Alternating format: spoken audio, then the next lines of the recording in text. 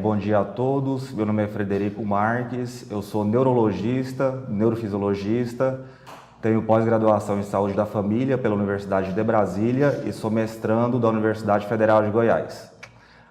A aula hoje é sobre parkinsonismo em referência ao Dia Nacional do Parkinsonismo e ao Dia Mundial do Parkinsonismo também, que acontece nesse mês de abril. Não tenho nenhum conflito de interesse para a apresentação da aula. Eu vou começar a aula falando sobre os aspectos históricos da doença de Parkinson. A primeira descrição foi feita pelo clínico geral inglês James Parkinson, que também era geólogo e paleontólogo, em um artigo publicado em 1817 chamado Um Ensaio sobre a Paralisia Pulsante. Esse estudo ficou esquecido até ser lembrado pelo neurologista francês Jean-Martin Charcot nas décadas de 60 e 70 do século XIX, que deu o nome que tem até hoje para a doença de Parkinson. Uma curiosidade, naquela época o neurologista Jean-Martin Charcot tratava a doença de Parkinson com alcaloide de beladona. A neuroanatomia da doença de Parkinson. O sistema responsável pela modulação do movimento é o sistema extrapiramidal, que é o sistema que fica adoecido na doença de Parkinson. Na imagem da esquerda, é uma ressonância nuclear magnética, corte axial, ponderação T2-FLE, mostrando os principais núcleos da base, que é o caudado e o putamen, que vão formar o neoestriado, e o globo pálido, que vai formar o pálio estriado. É importante pontuar que 80% da dopamina do sistema nervoso central está localizado no sistema extrapiramidal. Na figura da direita, eu estou mostrando a alça motora principal, que é formada pelos núcleos da base, que tem conexões com o tálamo, com o lobo frontal, na área motora suplementar, na área motora primária, e também com o lobo parietal, na área sensitiva. Ainda sobre a neuroanatomia da doença de Parkinson, eu coloquei esse slide para mostrar de forma clara qual é a via comprometida na doença de Parkinson. Eu rachurei em azul, é a substância negra, abaixo a substância negra do mesencéfalo, na sua microestrutura chamada pars compacta, que tem conexões eferentes neuronais com o neoestriado, ou seja, com o núcleo caudado e com o putamen. Existe uma depleção de dopamina nesse sistema, nessa conexão neuronal. A dopamina é convertida a partir do aminoácido tirosina e hoje se sabe que os sintomas do parkinsonismo começam quando há perda acima de 60% dos neurônios dopaminérgicos dessa conexão, dessa via da substância negra do mesencéfalo para o neoestriado. Na imagem da direita eu coloquei a ilustração do tronco cerebral para ficar mais claro. O tronco cerebral começa logo acima da medula cervical, da medula espinhal cervical, e é formado pelo bulbo inferiormente, logo acima pela ponte, logo acima pelo mesencéfalo. E o que fica acima do tronco cerebral é o diencéfalo, que é formado pelo tálamo, pelo hipotálamo e pelo telencéfalo, que é o cérebro propriamente dito. Eu coloquei na aula uma questão de concurso perguntando sobre a sintomatologia do parkinsonismo, que é uma perturbação da função de quais estruturas. Na imagem da direita, um corte cerebral, e eu coloquei rachurado em azul quais são as estruturas comprometidas na fisiopatologia da doença de Parkinson, que a letra B é a substância negra do mesencéfalo, abaixo, e acima o núcleo caudado, que forma o estriado. Então, resposta letra B. Os fatores de risco para a doença de Parkinson. O principal deles é a idade, que é o envelhecimento, paciente idoso, sobretudo acima dos 65 anos, o que denota que existe uma vulnerabilidade relacionada ao adoecimento para o desenvolvimento da doença de Parkinson. A gente sabe que a prevalência da doença de Parkinson é considerável, 1% da população geral, da população com mais de 65 anos, e 3% da população com mais de 80 anos. Outro fator de risco importante é a história familiar positiva. Parentes de primeiro grau têm três vezes mais risco de ter a doença de Parkinson. Trabalhadores rurais com exposição de longo prazo a herbicidas e exposição a algumas toxinas ambientais, por exemplo, o monóxido de carbono, o metanol e o MPTP. O diagnóstico clínico da doença de Parkinson é o principal, porque o diagnóstico é eminentemente clínico. O diagnóstico de certeza só pode ser estabelecido no pós-mortem, através de autópsia. O conceito da doença de Parkinson é uma enfermidade neurodegenerativa, multissistêmica e progressiva. Tem distribuição universal, é um pouco mais comum em homem do que em mulher, a relação homem-mulher é de 1,6 para 1, e os principais sintomas, os sintomas são divididos em não motores e motores. Os principais sintomas não motores são fadiga, dor, depressão, constipação intestinal, alteração do olfato, que é a hiposmia, redução do olfato, e distúrbio do sono REM. E os principais sintomas motores, os sintomas motores cardinais, que é o 4P, o principal deles é a bradicinesia, que é o sintoma sine qua non para a doença de Parkinson, ou seja, é o sintoma sem o qual não há doença de Parkinson, é necessário ter bradicinesia. Então, é bradicinesia ou algum dos outros sintomas, um ou mais, que são tremor de repouso, instabilidade postural e rigidez. Lembrar que rigidez é a mesma coisa de hipertonia plástica, que no exame físico a gente vai observar o sinal da roda dentada nos membros superiores.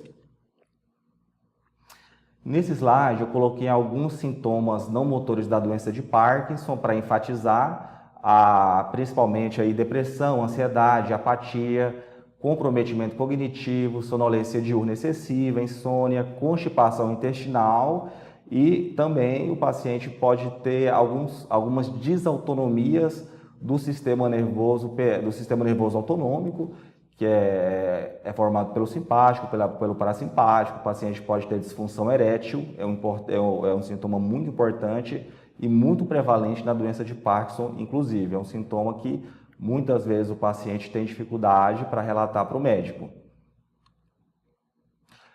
A postura típica do paciente com parkinsonismo: o paciente fica mais fletido, tem um balanceio reduzido dos braços, tem uma marcha lentificada também, é uma marcha que a gente chama de marcha parkinsoniana, que é uma marcha vacilante. O paciente pode ter alguns sintomas também de freezing, que o paciente congela durante a marcha, e essa postura é muito prevalente na doença de Parkinson, sobretudo nas fases intermediárias e avançadas. O tremor na doença de Parkinson, ele é predominantemente de repouso. 20% dos pacientes não tem tremor. Então, se o paciente não tem tremor, mesmo assim ele pode ter doença de Parkinson. E o principal sintoma de Parkinson, só para enfatizar, então, é bradicinesia.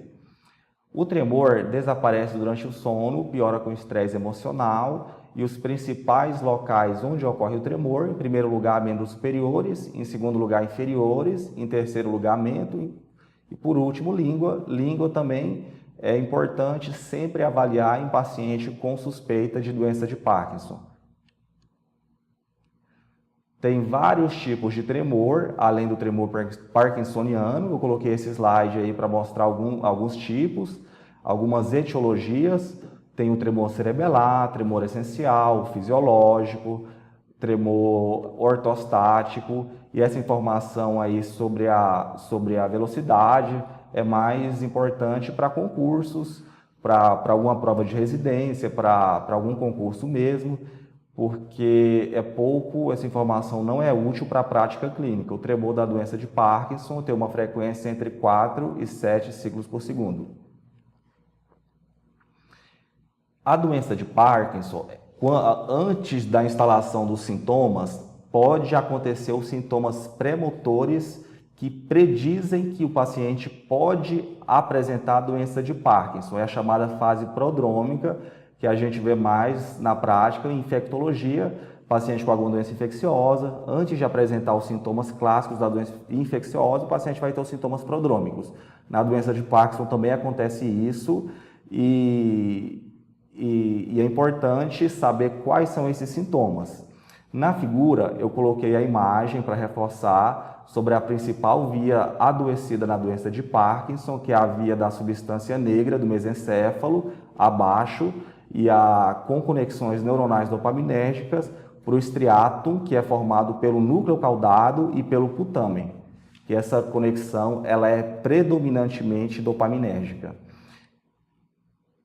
Os principais sintomas da fase pré-motora da doença de Parkinson são hiposmia, redução do olfato, que acontece em 85% dos pacientes, transtorno comportamental do sono REM, acontece em 76% dos pacientes no follow-up de 14 anos, depressão acontece em 30% dos pacientes ao diagnóstico e alguns estudos mostram que existe uma personalidade pré-mórbida para o paciente ter doença de Parkinson. Infelizmente, esses sintomas são muito comuns na população geral e tem muita baixa especificidade, que é o paciente mais conservador, que não procura novidade, introspectivo, é um paciente que tem um pensamento com menor abstração.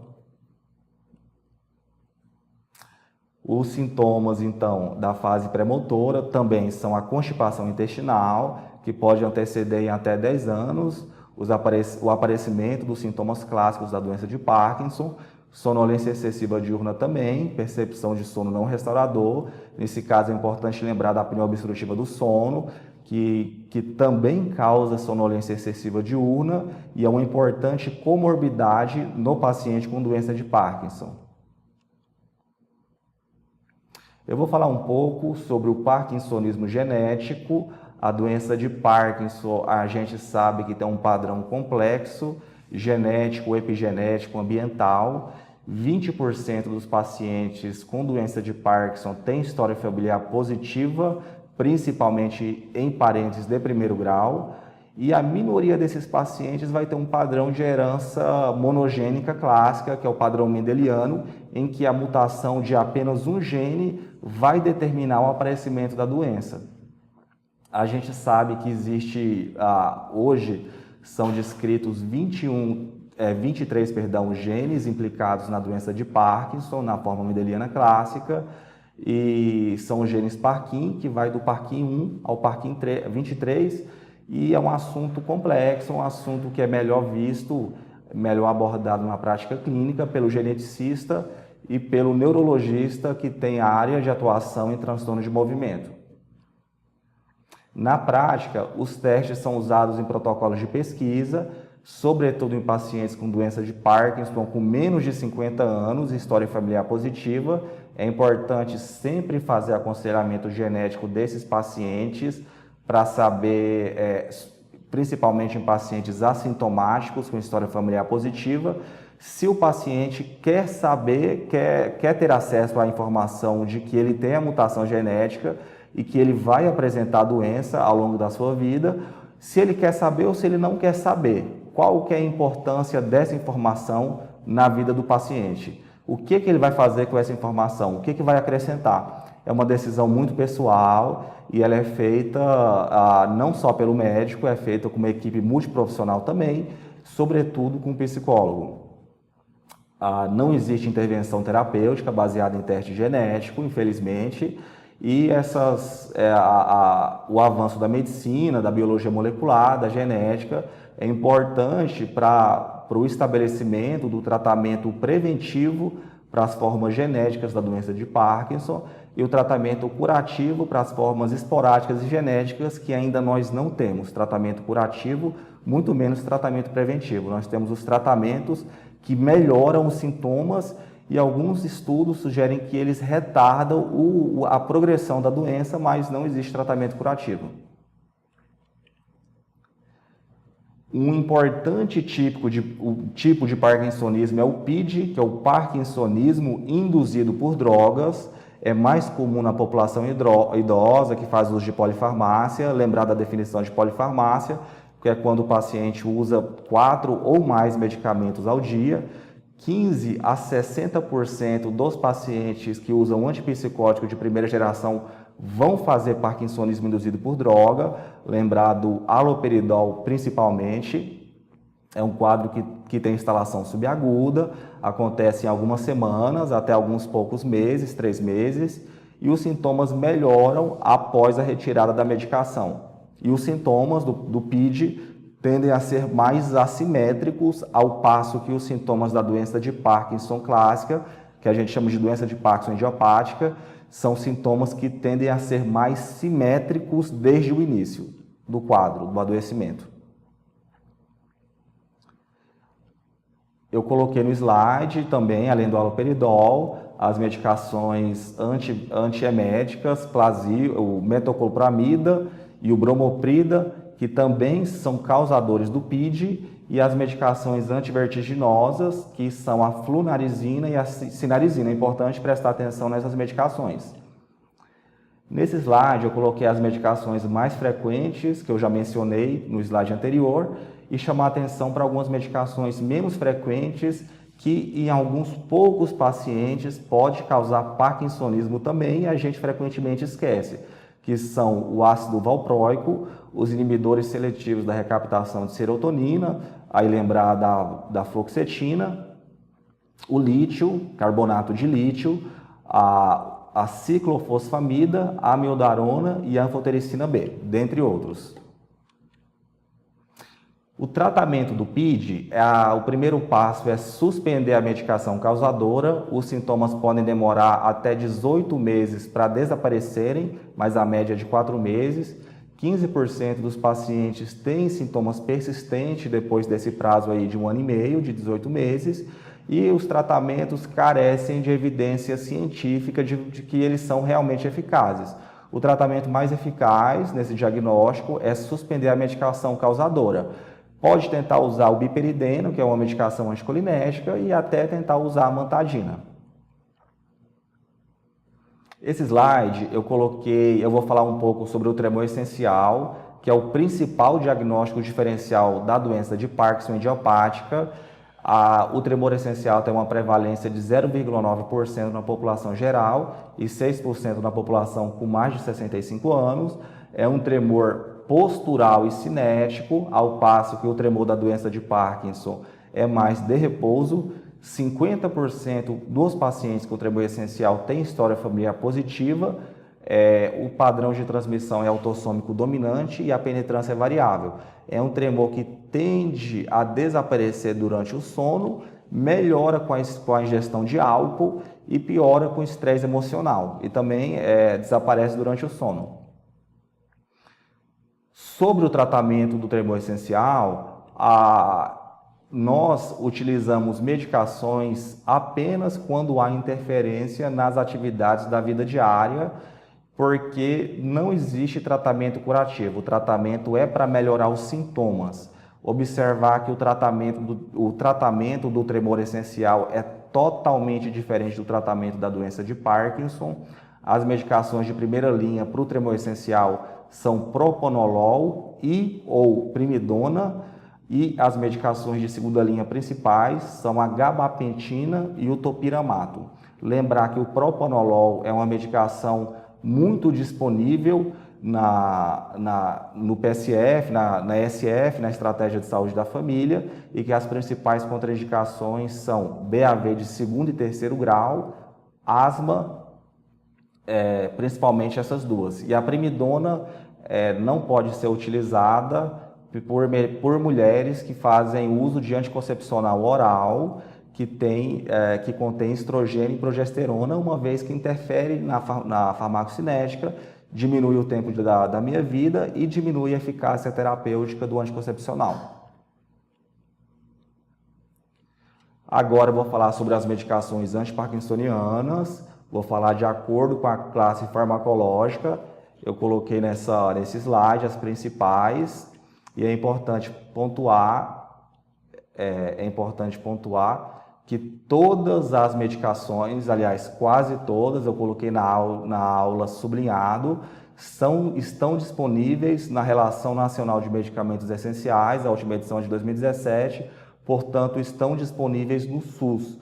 Se não estiverem disponíveis na estratégia de saúde da família, devem estar disponíveis na Central Estadual de Medicação de Alto Custo, que aqui em Goiás o nome é Juarez Barbosa.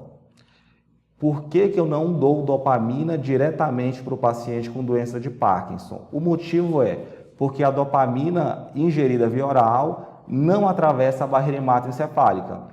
As classes farmacológicas de medicações que fazem reposição de dopamina são a levodopa, que é um precursor dopaminérgico, e o pramipexol, que é a principal medicação disponível no mercado da classe dos agonistas dopaminérgicos. O tratamento clínico é feito com várias classes. O pilar do tratamento, a medicação mais clássica, é a levodopa, cujo início do uso foi nos anos 60. A meia-vida é de 1 a 3 horas. É uma medicação que sofre interferência de alimentos no estômago e no intestino delgado. Então, é importante usar a medicação preferencialmente longe das refeições. No mercado, existe combinação com os inibidores da levodopa descarboxilase, que são a carbidopa e a benzerazida, e o uso do inibidor é importante para reduzir os efeitos adversos da dopamina, que são náusea, vômito e hipotensão postural. A levodopa, na fase inicial da doença, produz um efeito clínico significativo e prolongado. Existe uma lua de mel no tratamento com a levodopa, que dura entre 5 e 10 anos. Depois desse prazo aí de 5 a 10 anos, podem aparecer, e geralmente aparecem, sintomas, efeitos adversos importantes, como discinesia e perda da eficácia terapêutica, além do fenômeno on-off, em que o paciente usa a levodopa e depois de algum tempo, 1 hora, 2, 3 horas, a medicação já não faz mais efeito e o paciente volta a ter os sintomas parkinsonianos. A regra geral para o médico não neurologista é não prescrever a levodopa em paciente que não usa levodopa ou em paciente virgem de tratamento e evitar utilizar a levodopa mesmo para o médico especialista, para o médico neurologista. É racional, então, não usar a levodopa, sobretudo em pacientes jovens. Pode ter um uso mais liberal e precoce em pacientes com mais de 65 anos e pode e deve ser prescrita em associação com outros antiparkinsonianos. A recomendação é iniciar a levodopa na dose entre 50 e 150 mg ao dia, fracionada em 3 doses diárias. A dose máxima usual é 1 grama ao dia e em alguns poucos pacientes a dose chega até a 1,8 gramas ao dia. Eu vou recomendar o livro do neurologista inglês Oliver Sacks, Tempos de Despertar, que inclusive virou filme. Esse filme, se eu não me engano, é dos anos 90. Tem na plataforma Netflix, que fala sobre a introdução da levodopa nos anos 60 nos Estados Unidos e fala bem sobre a questão da lua de mel, o paciente que começou a usar levodopa e teve uma melhora importante, mas depois de algum tempo começaram a aparecer os efeitos adversos complicados de manejar. Então, dando prosseguimento, a próxima classe farmacológica são os agonistas dopaminérgicos, que são classificados em 2 classes. A classe dos ergolíticos, que são os 3, bromocriptina, pergolida e cabergolida, são os mais antigos, são pouco utilizados como antiparkinsonianos. Na neurologia, a gente usa algumas vezes a bromocriptina para tratamento do macroadenoma hipofisário. E a segunda classe dos agonistas são os não ergolíticos, que são o pramipexol, a rotigotina e o ronipirol. É importante pontuar que na prática clínica a gente utiliza mais o pramipexol na dose inicial de 0,125 mg 3 vezes ao dia e a dose máxima é de 1,5 mg 3 vezes ao dia, sendo que é importante começar sempre com a dose mais baixa e fazer aumento gradual da dose Então, é a medicação, os agonistas não egolíticos são mais eficazes, são mais seguros e preferidos no tratamento da doença de Parkinson. Hoje em dia, existe o pramipexol na formulação de liberação prolongada, que dá para usar uma vez ao dia. Contudo, esta apresentação não está disponível pelo SUS, não consta no Rename. E o pramipexol, ele não está disponível nas farmácias da SF, está disponível na Central Estadual de Medicação de Alto Custo. Os agonistas são a segunda classe de medicação mais efetiva, mais potente para o tratamento da doença de Parkinson, perde só para a levodopa. Deve ser encorajado o uso nos pacientes antes de tentar usar a levodopa. Pode ser considerada droga poupadora de levodopa. Pacientes tratados desde o início com os agonistas tendem a demorar mais para apresentar os sintomas, as complicações motoras que eu mencionei, sobretudo discinesias. E é importante pontuar que quando o paciente precisa de usar a levodopa, essa medicação deve ser introduzida e de preferência pelo médico neurologista, haja visto que a levodopa tem uma série de complicações motoras que frequentemente aparecem depois de 5, 10 anos e geralmente são de difícil manejo. Próxima classe de medicação para o tratamento da doença de Parkinson são os inibidores da MAO-B oxidase. Os inibidores da MAO-A são potentes antidepressivos, são prescritos por psiquiatras e têm uma série de efeitos colaterais perigosos para a vida, principalmente a reação do queijo, que é relacionado ao aminoácido tirosina. As duas medicações dessa classe de MAO-B que nós utilizamos para a doença de Parkinson são a rasagilina, na dose de 0,5 a 1,0 mg ao dia, preferencialmente cedo, é a medicação mais segura, contudo não está listada no Rename, e a selegilina está listada no Rename, pode ser utilizada na dose de 10 mg ao dia, preferencialmente 10 mg de manhã, mas pode ser utilizado 5 mg ao acordar e 5 mg até no máximo 13 horas, haja visto que essa medicação tem um metabólito que é derivado anfetamínico e pode causar insônia. Passando adiante, a próxima classe de medicação são os inibidores da enzima CONT.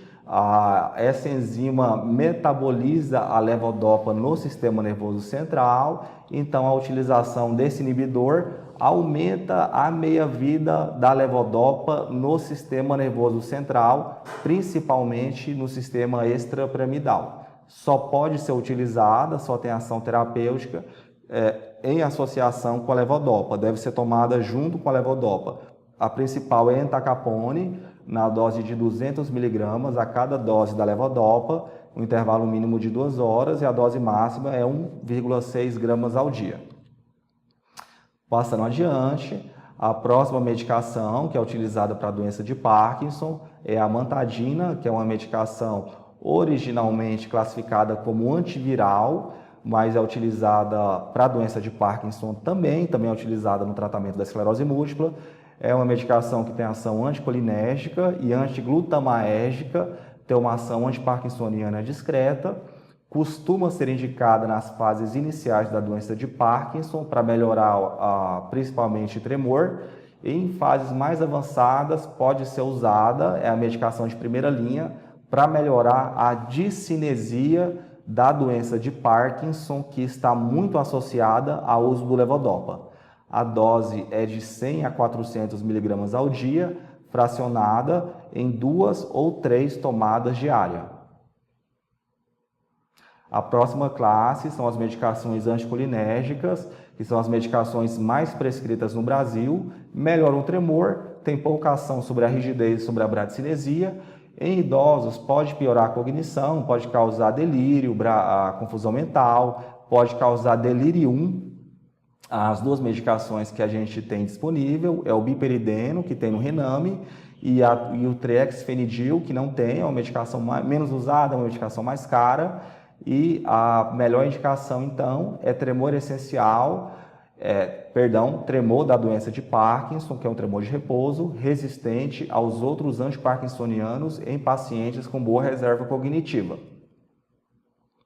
Abordagem terapêutica atual, a orientação é iniciar sempre com as medicações mais adequadas, o mais precocemente possível, começar na menor dose possível, fazer o aumento gradual da dose quando necessário e tentar utilizar sempre monoterapia, e alguns estudos sugerem que a introdução precoce do tratamento antiparkinsoniano cria uma reserva dopaminérgica no sistema nervoso extrapiramidal, o que vai retardar a progressão da doença de Parkinson.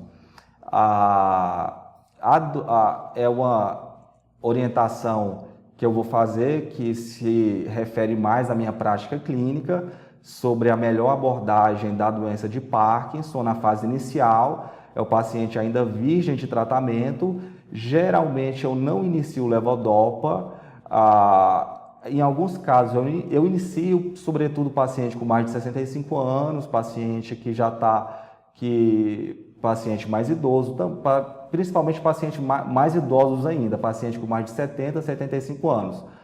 Na fase inicial, eu opto por utilizar alguma dessas medicações, amantadina, selegilina, ou mesmo rasagilina, pramipexol, biperideno.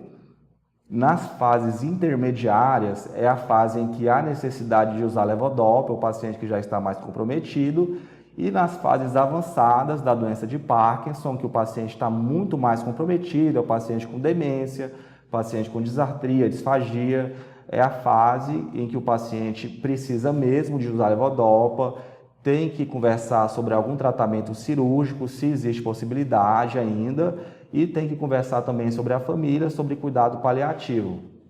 Lembrar que o cuidado paliativo é muito importante, principalmente falar sobre ortotanásia no paciente, em que até que ponto vale a pena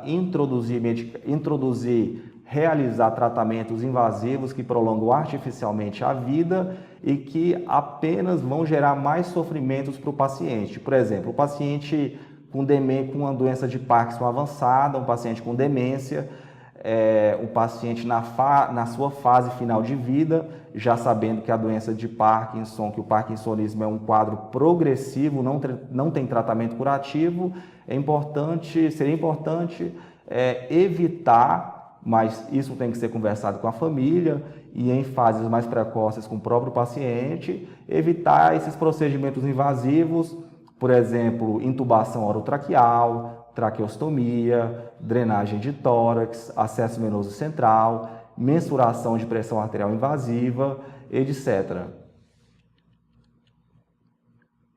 Então, passando adiante sobre o manejo das discinesias da doença de Parkinson. Essa discinesia acontece principalmente no pico da dose, mais ou menos 2 horas depois da administração da levodopa, e as abordagens possíveis são reduzir a levodopa, a dose, fracionar a levodopa, se o paciente usa a levodopa 6 vezes ao dia, tentar fracionar mais para 7, 8 vezes. Na prática, a gente vê mais o paciente usando a levodopa 3, 4 vezes ao dia, e quando o paciente tem discinesia, então, tentar fracionar mais a dose, a abordagem mais racional. Eu vou só pontuar que a levodopa não deve ser utilizada quando o paciente estiver dormindo.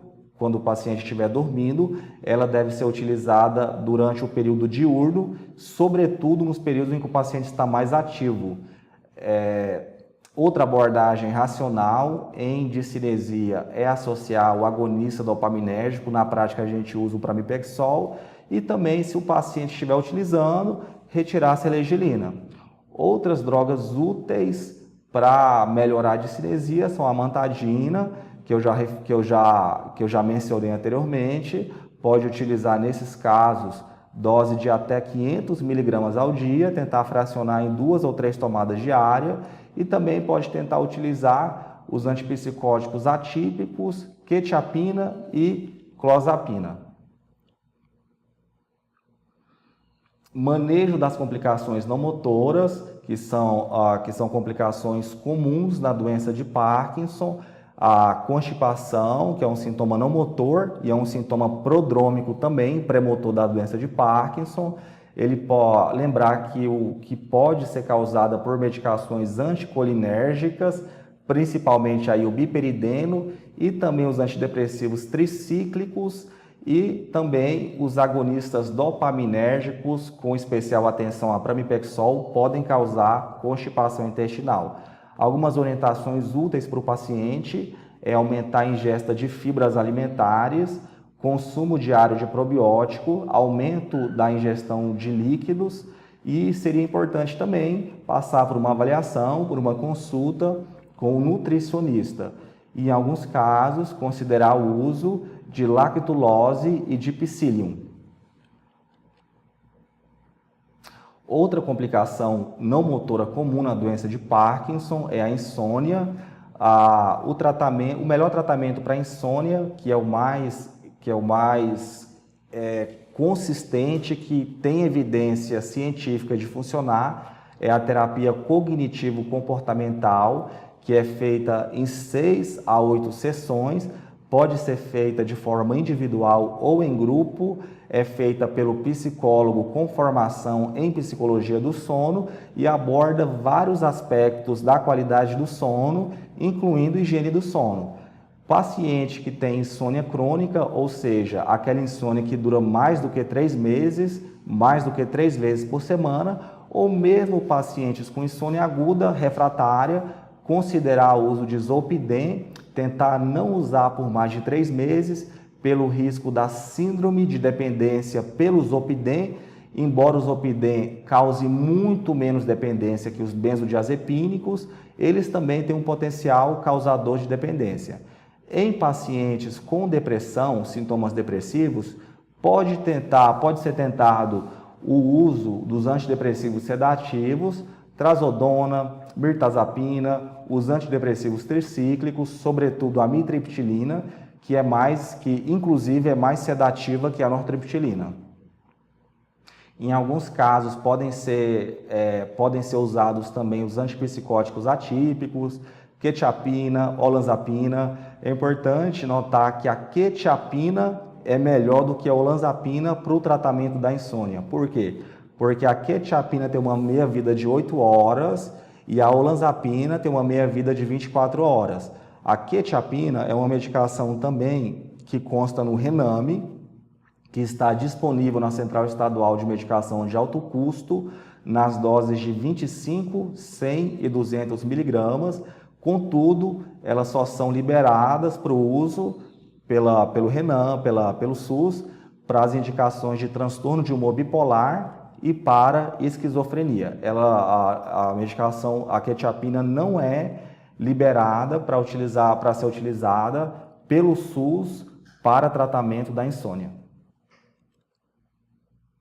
Outra complicação não motora da doença de Parkinson, eu já mencionei anteriormente, é a apneia obstrutiva do sono. O tratamento é o mesmo da população geral com a apneia obstrutiva do sono, que é o aparelho intraoral para as formas leves, e o tratamento com o aparelho de pressão positiva, que é o CPAP.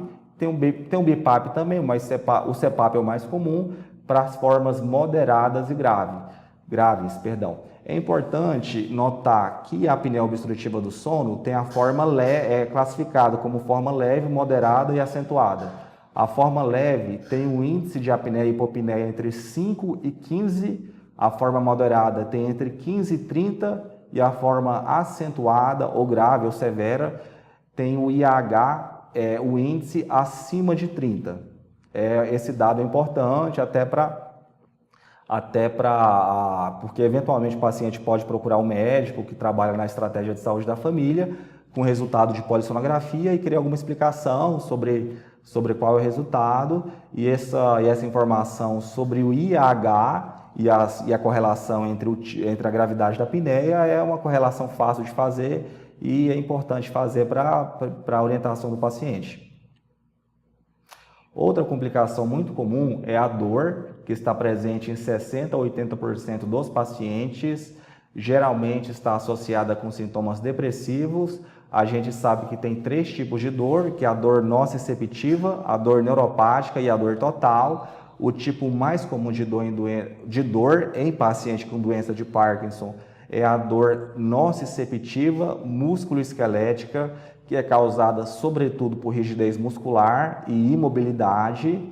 E essa dor acontece mais em região lombar, nas regiões articulares, joelho, quadril, tornozelo. Para esses casos, é importante considerar o uso de analgésicos comuns, anti-inflamatórios não hormonais. Sobre os anti-inflamatórios não hormonais, é importante pontuar que devem ser utilizados sempre na menor dose possível, pelo menor tempo possível, evitar usar em pacientes idosos acima de 65 anos e, se for na utilização, é bom evitar a nimesulida, que é um anti-inflamatório muito comum no Brasil, contudo, só no Brasil que esse anti-inflamatório é utilizado.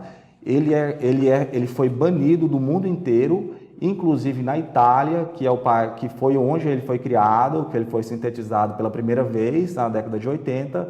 A nimesulida tem um potencial de causar insuficiência hepática aguda em pacientes que têm predisposição genética. Até na Argentina, que é um país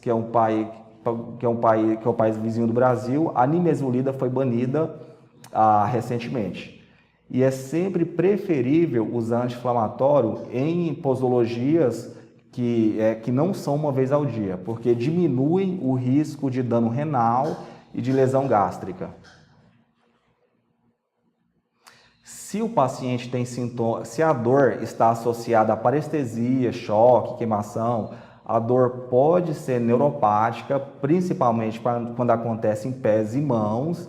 Pode ser uma polineuropatia periférica, pode ser uma mononeuropatia periférica, uma neuropatia periférica relacionada à doença de Parkinson ou a alguma comorbidade da doença de Parkinson.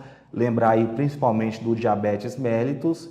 Nesses casos de medicação, podem ser utilizados a primeira linha, os antidepressivos tricíclicos, a mitriptilina, por exemplo, os antidepressivos duais, venlafaxina, duloxetina, desvenlafaxina e mesmo alguns anticonvulsivantes, pregabalina, gabapentina. Passando adiante, eu vou falar agora sobre o tratamento cirúrgico da doença de Parkinson. A indicação é refratariedade ao tratamento medicamentoso, otimizado pelo neurologista com área de atuação em transtorno de movimento. Boa resposta à levodopa-terapia é um bom preditor de resposta à cirurgia. Das 4 manifestações cardinais motoras da doença de Parkinson, vai melhorar mais o tremor. É importante ter uma necessidade de certeza do diagnóstico. Existe uma tendência de o paciente ter 5 anos de evolução de sintomas motores para fazer a indicação de tratamento cirúrgico. Mas esse assunto é muito específico, inclusive para o neurologista geral, ele é melhor abordado pelo neurologista com área de atuação em transtorno de movimento. As 2 técnicas cirúrgicas são a estimulação cerebral profunda, que é o DBS, que eu coloquei na imagem à direita, e a cirurgia ablativa. A cirurgia ablativa é mais antiga, mas ainda tem o seu espaço para alguns casos selecionados. A abordagem multiprofissional é muito importante, embora ainda são necessários mais estudos para compreender qual é o papel, qual é o benefício de cada terapia multiprofissional. É importante lembrar que a doença de Parkinson frequentemente causa isolamento social, depressão, baixa qualidade de vida, o paciente se sente estigmatizado pela doença e o principal sintoma que causa incapacidade na doença de Parkinson é a instabilidade postural, claro, que o paciente tende a cair no chão, tende a ter trauma, pode ter traumatismo craniano, alguma fratura óssea, enfim, é um sintoma muito incapacitante. A fisioterapia na doença de Parkinson é diferente da fisioterapia em outras doenças neurológicas. Por exemplo, no AVC, a fisioterapia ela é indicada sobretudo para melhorar a força muscular. Na doença de Parkinson, por sua vez, a fisioterapia ela visa melhorar, otimizar principalmente equilíbrio, marcha e postura, além de dor e cognição. A fonoaudiologia é muito importante para pacientes com disartria e disfagia. O profissional de psicologia, o psicólogo também é importante no tratamento do paciente. Haja visto que sintomas de depressão e ansiedade são muito comuns. Terapia ocupacional também é importante, porque promove ganhos motores, melhora a qualidade de vida, e é importante sempre estimular o paciente a fazer atividade física regular, preferencialmente supervisionado ou orientado pelo profissional de educação física. Eu vou falar um pouco sobre a demência da doença de Parkinson. É importante notar que nem toda demência é doença de Alzheimer, tem vários tipos de demência. A demência da doença de Parkinson atinge até 95% dos pacientes após 10 anos de doença, tem um grande impacto na qualidade de vida e os fatores de risco são gravidade de sintomas motores e idade avançada, principalmente acima dos 75 anos. Como eu avalio a demência da doença de Parkinson na estratégia de saúde da família, eu posso utilizar o Mini-Mental, que é o MEN, eu coloquei no slide, que pode pontuar 30 pontos, vai avaliar a orientação temporoespacial, pontua 10 pontos, memória imediata e memória de evocação, pontua 6, cálculo pontua 5 pontos e linguagem pontua 9 pontos. O CUROF, o ponto de corte para paciente com baixa escolaridade, que é o paciente analfabeto ou analfabeto funcional, é mais ou menos 14. Abaixo de 14, considerar fortemente o diagnóstico de demência da doença de Parkinson. O tratamento é feito com medicações anticolinesterásicas, principalmente a rivastigmina, que está disponível na Central Estadual de Medicação de Alto Custo, e o uso da memantina na demência da doença de Parkinson é altamente controverso, é indicado para casos moderados e graves, mas em linhas gerais não deve ser utilizado, sobretudo pelo médico não neurologista, haja visto ser uma medicação que tem controvérsia ainda. O parkinsonismo atípico é caracterizado pelos sintomas, sinais clássicos da doença de Parkinson, que eu já mencionei. Lembrar novamente dos 4 sintomas motores cardinais, que é a bradicinesia, que é o sintoma sine qua non da doença de Parkinson, e os outros 3 sintomas, que são tremor de repouso, instabilidade postural e rigidez, e além dos sintomas clássicos, outros sintomas distintivos que geralmente não estão presentes na doença de Parkinson idiopática. 10% dos parkinsonismos no Brasil, em serviços de atenção terciária, são parkinsonismos atípicos. As 4 entidades nosológicas principais são atrofia de múltiplos sistemas, paralisia supranuclear progressiva, degeneração córtico-basal e demência com corpus de Levy. Eu vou falar um pouco sobre cada uma delas. São doenças raras que que dificilmente vão aparecer, principalmente na atenção primária. A atrofia de múltiplos sistemas é uma demência tipicamente pré-senil, é uma demência rara, tem uma prevalência de 4 casos para 100 mil habitantes. O paciente vai ter sintomas plus, como desautonomias autonômicas, ataxia cerebelar, sintomas piramidais. A forma mais comum é a forma parkinsoniana, a forma menos comum é a forma cerebelar, e o paciente na ressonância nuclear magnética vai ter o sinal da cruz, que é um sinal que vai mostrar, que vai denotar degeneração das fibras transversas, pontos cerebelares. Nessa imagem da ressonância eu coloquei, um corte axial, uma ponderação T2 padrão. Passando adiante, a paralisia supranuclear progressiva também é pré-senil, ou seja, costuma iniciar antes dos 65 anos. Os sintomas plus são paralisia do olhar vertical, tendência à queda, especialmente para trás, e sintomas pseudobulbares, disfagia, disartria, são sintomas comumente graves e precoces. E o paciente vai ter o sinal do beija-flor na ressonância nuclear magnética. Eu coloquei aí na imagem, dá para ver de forma clara o mesencéfalo, que tem um aspecto, uma morfologia que lembra um beija-flor, que significa atrofia do mesencéfalo, nessa ressonância, corte sagital, ponderação T2, e o sinal do corrugador ainda, na paralisia supranuclear progressiva, o paciente vai ter uma face de bravo, uma face irritada, que traduz a contração mantida do músculo prócero. A degeneração córtico-basal também é um parkinsonismo plus, é tipicamente senil, ou seja, os sintomas começam depois dos 65 anos, é um parkinsonismo mais assimétrico, o paciente vai ter apraxia de fala, apraxia de marcha, pode ter o fenômeno da mão alienígena. Passando adiante, a demência com corpos de Levy é uma demência senil. Os sintomas de demência acontecem antes da instalação dos sintomas parkinsonianos ou acontecem no máximo 1 ano depois da instalação dos sintomas parkinsonianos. O paciente vai ter flutuação cognitiva ao longo do dia, alucinações visuais complexas e hipersensibilidade aos antipsicóticos. Eu coloquei aí na imagem o ator americano Robin Williams, que morreu em 2014 por suicídio, e o diagnóstico dele, além de depressão, foi um diagnóstico fechado pela autópsia, foi demência com corpos de Levy. Então, é uma doença rara, mas que a gente eventualmente vai ver. Eu coloquei alguns estudos publicados nessa revista muito importante para a medicina, que é o New England.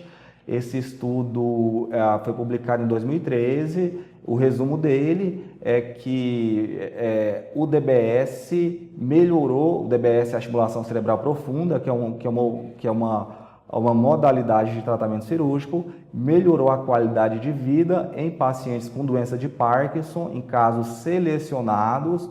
No mesmo ano, foi publicado o editorial da mesma revista, que considerou que o tratamento cirúrgico com a estimulação cerebral profunda em núcleo subtalâmico, em casos selecionados, deve ser fortemente considerado e que melhora os sintomas parkinsonianos e melhora a qualidade de vida.